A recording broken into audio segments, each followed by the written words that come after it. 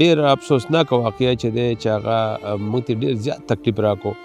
زموږ د یو ماشوم چې دی هغه لیور فیل شو، د کوهستان ماشوم. یو ماشوم ته کینسر دی، نو د هغه په علاجونو باندې ډېر زیاته خرچه روانه ده او ډېر زیاتې پریشانه کړي وو. بسم الله الرحمن الرحیم. زه محمد علي، ډایرکټر خپل کور فاونډیشن سوات. څنګه تاسو ټول خویندو وروڼو ته پته ده چې خپل کور فاونډیشن سوات په سوات کې په یتیمانو ماشومانو جنکو باندې کار کوي او ماشاءالله ډېر ستاسو په مسلسل تعاون باندې زموږ بوایز کیمپس، ګرلز کیمپس، خپل کور ویلیج او اوس شاته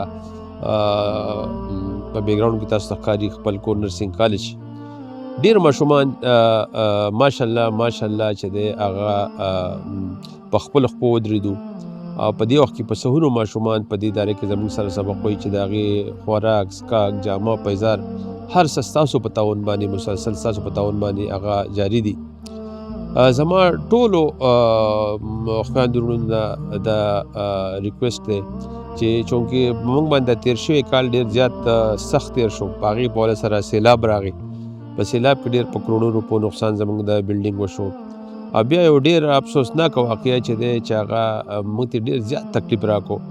زموږ د یو ماشوم چې دی هغه لیور فیل شو، د کوهستان ماشوم. یو ماشوم ته کینسر دی، نو د هغه په علاجونو باندې ډېر زیاته خرچه روانه ده او ډېر زیاتې پریشانه کړي وو. ستاسو په دعا به انشاءالله هغه ښه کېږي. زموږ زبردست دغه چې دی خپل کور ویلیج دی. په خپل کور ویلیج کې سړی راشي او د ماشومانو ته وګوري، لکه هغه ماشومان دي پکې چې د چا په دنیا کې سره څوک نشته او هغو له موږ د کور شانې ماحول ورکړی دی. په لسو ماشومانو باندې یو خاله، یو مور، یو سسټر. هغه ماشومان چې سړی وګوري نو خدای پاک دې دا وخت په هېچ چا رانولي. خدای پاک دې ستاسو کې د یو ملګري د خور ور ماشومان یتیمان نه کړي. ستاسو ټول د زما دا درخواست دی چونکې ډېر زما د زیاته خوشحالي دا دی چې ستاسو ډېر زیات تعاون زموږ سره حاصل دی. په تېر شوي کال کې هم تاسو زموږ د ماشومانو روژه ډېره ښکلې کړې وه، اختر یې ډېر ښکلی کړی و. سږ کال موږ کوشش کوو چې تېر شوي شانې ماشومان ښه خوراک وکړي په دې روژه کې، په اختر کې ښه جامې واچوي او ښه ژوند تېر کړي، خوشحاله ژوند تېر کړي. او ډېر ماشاءالله ډېر زیات خوشحاله به دې ما چې اوس زموږ د نهم، د لسم او د دولسم رزلټ چې دی ټوټل جنک هلکان زما په 1 ګریډ کې لاړو. سږ کال پکې یو ماشوم میډیکل کالج ته هم لاړ. نو دا ډېره خوشحالي خبره ده او په دې باندې تاسو ټول له خوشحالي پکار دی چې ستاسو د مسلسل تعاون د وجې نه دا اداره مخکې روانه ده.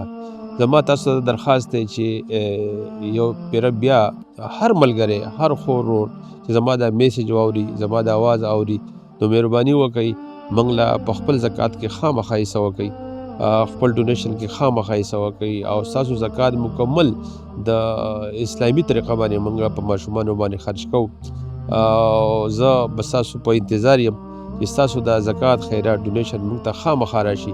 زما ټولو خویندو وروڼو ته خواست دی چې زما دا میسیج زیات نه زیات شیر کړي چې ستاسو په ذریعه باندې نور خلک هم دا میسیج وګوري او په دې اداره کې تعاون وکړي او په دې میسیج په اخره کې موږ د طریقې کار هم ښوولی دی چې تاسو په څه طریقه باندې پیسې رالېږئ. نو زما ستاسو دا تعاون دغه د تمه ده چې تاسو به دا اداره نورو مخکې بیایي او خپل سپورټ به جاري ساتئ. په کور کې، دفتر کې او یا هر ځای په اسانه تاسو د خپل موبایل ایزی پیسا اپ په ذریعہ خپل زکات او عطیات رالېږلو طریقه خپل موبایل کې ایزی پیسا اپ کولاو کړئ او په مینو کې ډونیشن باندې کلیک کړئ. مختلف ورکړې شوي خیراتي ادارو کې خپل کور فاونډیشن باندې کلیک کړئ. بیا د خپلې مرضۍ رقم درج کړئ او ډونیټ ناو په بټن کلیک کړئ. اخیره کې کنفرم بټن باندې کلیک کړئ او خپل زکات او عطیات راولېږئ. پاکستان کې یا بهر ملکونو کې اوسیدونکي مخیر حضرات خپل زکات او عطیات خپل کور فاونډیشن ته لاندې ورکړې شوي انلاین بینک اکاونټ په ذریعہ هم په اسانه رالېږلی شئ.